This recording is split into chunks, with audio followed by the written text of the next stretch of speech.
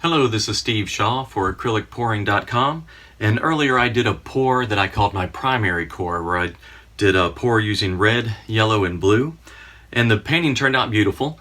When I was done though, what I noticed is that the yellow didn't show up very much, and so I got to thinking, what could I do to add a little bit more yellow, give it some more emphasis, and that idea led me to the thought of mixing some blues and some yellows and maybe leaving out the red.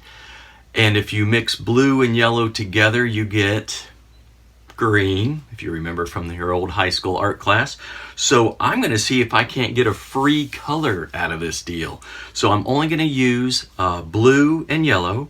My plan is to use a lot more yellow than blue, maybe 3 times as much as the blue, and just see how those two colors interact, and hopefully I'll get a third color for free out of the deal. So let's take a look and see how it works. So I'm going to be pouring on a 12 by 12 canvas, and this paint I'd mixed up a little bit earlier. It's still kind of thick, so I am going to put in some yellow in here. Probably, I don't know, that's probably close to 6 or 8 ounces. Gonna add some blue over here.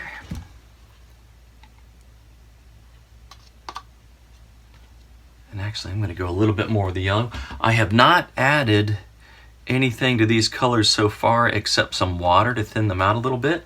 So what I'm going to do is add a little bit of Zinsser paint booster, which I got at the local hardware store. And it's similar to Floetrol, but different than Floetrol.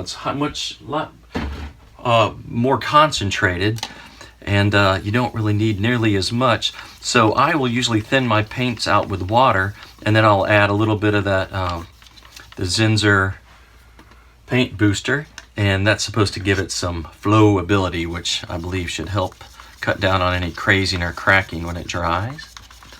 So I've got these mixed up pretty nice. That's good consistency. It's flowing off of my stirring stick pretty well. Okay.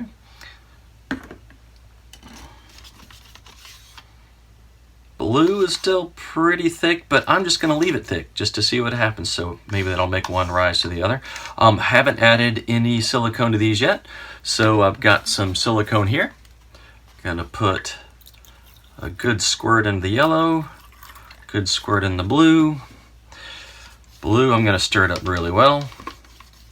And the yellow, I'm just going to go 1, 2, 3, 4, little X mark on there. Okay, I am going to do this as a flip cup, so I'm going to go ahead and use a larger 16-ounce cup. I'm going to layer these in here as best I can. So I will start off with a layer of yellow,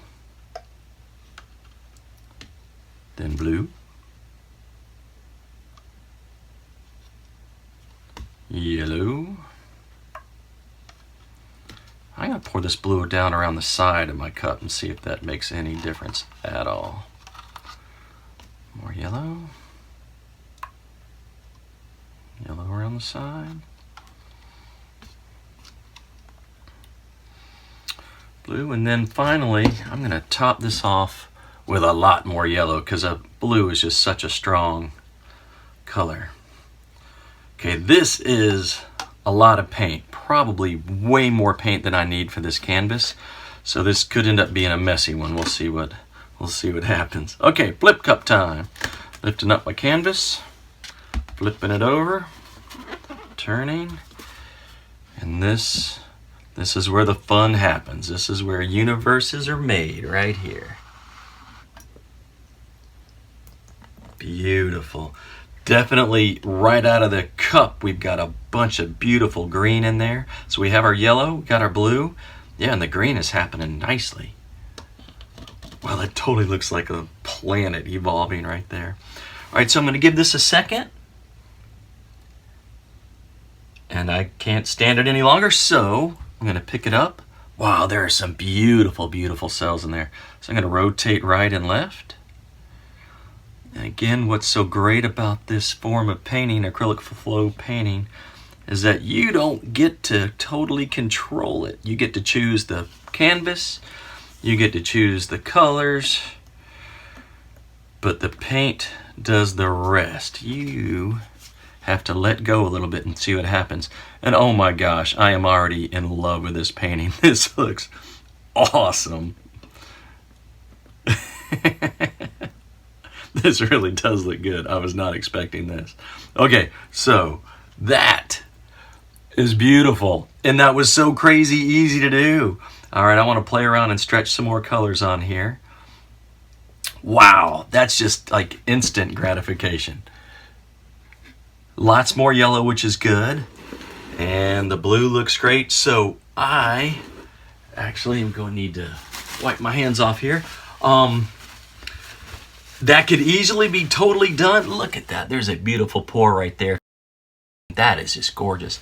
I'm going to hit this with a torch just because I can, and we'll see what happens to it. And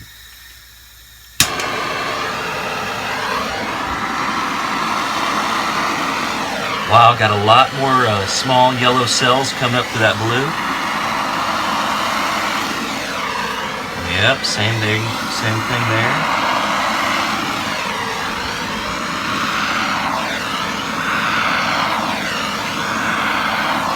Yeah, the yellow seems to really be pushing through the blue when I hit it with the torch.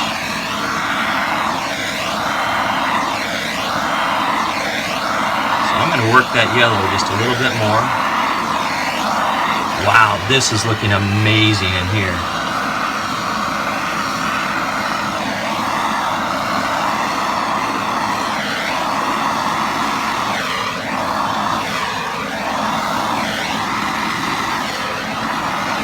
All right, I think that looks really, really good. Wow. Okay, to play around with this or not to play around with it, I can't help it. I'm going to scooch a little here, lean a little there. But folks, these are good, crisp cells.